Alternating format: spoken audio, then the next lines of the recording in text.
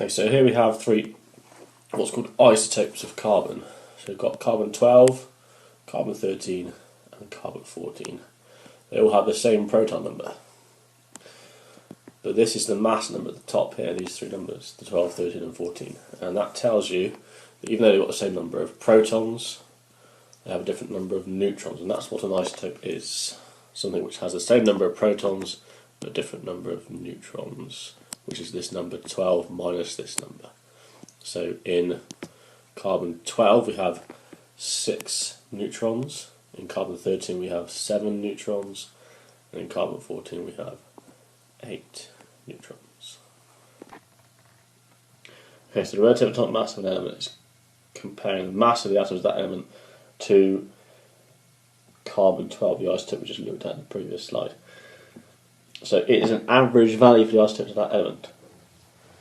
So, for example, you may see chlorine in your periodic tables as 35.5. That's because there's more than one isotope of chlorine, and that number 35.5 is an average of the isotopes that are in existence of that particular element. And the same applies for the other elements in the periodic table as well. So we come on to the relative formula mass now, so something slightly different.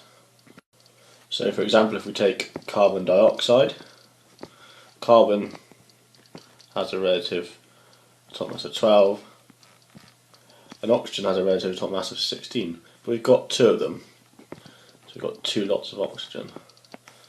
So our relative formula mass is those two things added together, and so we do a little bit of maths, we get 12 plus 2 lots of 16, so that's 32 plus 12 is 44 grams.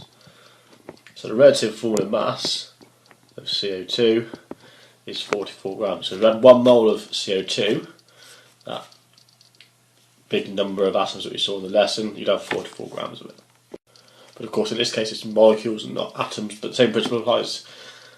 Moles can represent that many number of atoms or that many number of molecules, depending on what you've got.